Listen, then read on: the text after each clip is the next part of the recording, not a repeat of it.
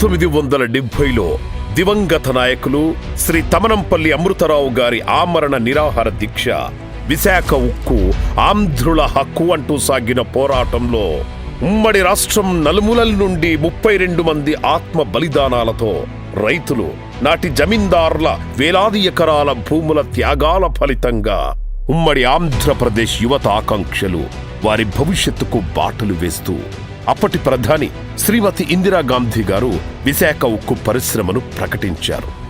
నాటి నుండి నేటి వరకు ప్రపంచంలోనే అత్యుత్తమ ఉక్కును వివిధ దేశాలకు సరఫరా చేస్తూ ఉత్పత్తిలోనూ ఎగుమతుల్లోనూ ఉపాధి కల్పించడంలోనూ విశాఖ ఉక్కు పరిశ్రమ అగ్రస్థానంలో కొనసాగుతూ ఉంది. పరిశ్రమనే ప్రైవేటుపరం చేయాలనే నిర్ణయంతో వారి జీవితాల్లో అంధకారం అలుముకుంది. పార్లమెంటులో కనీసం ప్రైవేటీకరణకు వ్యతిరేకంగా ఒక్క ఎంపీ కూడా మాట్లాడలేకపోయారు.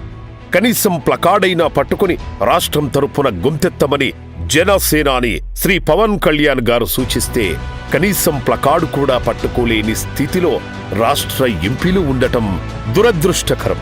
ఈ వారం రోజుల కనీసం 22 మంది ఎంపీలకి వైసీపీ నాయకత్వానికి నిజంగా చిత్తశుద్ధి ఉంటే స్టీల్ ప్లాంట్ ప్రైవేటీకరణ అడ్డుకుంటామని కనీసం ప్లే కార్డ్ పట్టుకోగలరు. అంత దమ్ముందా మీకు పార్లమెంట్లో? ఇది కూడా చేయలేదు. కార్మిక సంఘాలతో కలిసి ఏ అధికారం లేని జనసేన పార్టీ విశాఖలో ఉక్కు గర్జన నిర్వహించింది. అనంతరం విశాఖ ఉక్కు ఆంధ్రుల హక్కు అనే నినాదంతో రాష్ట్ర ప్రజల భావోద్వేగాలతో ముడిపడిన అంశమని, దయచేసి దానిని ప్రైవేటీకరణ చేయవద్దు, కర్మాగారానికి ఇనుప ఖనిజాన్ని సరఫరా అయ్యేలా గనులు కేటాయించాలని, పరిశ్రమకు పూర్వ వైభవం తీసుకొచ్చేందుకు సహాయ సహకారాలు అందించాలని కేంద్ర హోంశాఖ మంత్రి శ్రీ అమిత్ షా గారిని కలిసి తెలియజేశారు జనసేన పార్టీ అధినేత శ్రీ పవన్ కళ్యాణ్ గారు. ఈ స్టీల్ ప్లాంట్ పరిస్థితి బయటకు వచ్చిందో డిస్ఇన్వెస్ట్మెంట్ గురించి, దేశంలో ఉన్న డిస్ఇన్వెస్ట్మెంట్ మిగతా పరిశ్రమలకు అప్లై చేయడానికి దీనికి ఉన్న ప్రత్యేకతని నిన్న కేంద్ర హోంమంత్రి శ్రీ గౌరవనీయులు శ్రీ అమిత్ షా గారికి తెలియజేశాం. అంతేకాకుండా ఉక్కు కార్మికులు చేస్తున్న పోరాటానికి సంఘీభావంగా నిరాహార దీక్ష చేపట్టి వారి తరపున పోరాడేందుకు మేమున్నామంటూ భరోసా అందించారు జనసేనాని.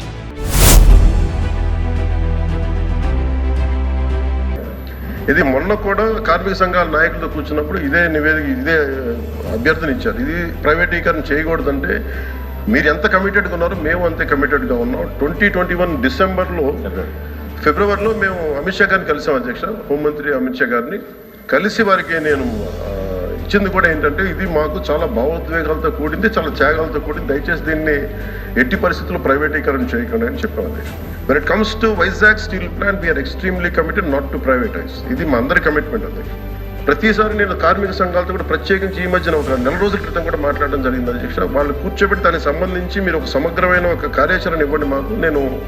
మీరు వస్తే నేను కేంద్ర ప్రభుత్వం నేను ప్రత్యేకించి నేను కూడా నాకు సంబంధించి నేను కూడా తీసుకెళ్తాను తెలియజేస్తాను. అధ్యక్ష, so we are extremely committed not to privatize. साथियों, माननीय प्रधानमंत्री श्री नरेंद्र मोदी जी ने RINL के रिवाइवल के लिए 11,440 करोड़ रुपए का पैकेज कल कैबिनेट की CCEA में अप्रूव किया है. ये बहुत बड़ा एक रिवाइवल पैकेज है. RINL देश के स्टील सेक्टर में एक बहुत इम्पोर्टेंट कंपनी है जो कि आंध्र प्रदेश में स्थापित है. और ये यूनिकनेस है इसकी कि ये पोर्ट बेस्ड स्टील प्लांट है. इसमें जो हिस्टोरिकल प्रॉब्लम्स थी उनको सॉल्व करने के लिए फ्रेश इक्विटी इन्फ्यूजन और वर्किंग कैपिटल को प्रिफर्ड शेयर कैपिटल के हिसाब से 11,440 करोड़ रुपीस का पैकेज बना है. RINL के फंक्शनिंग में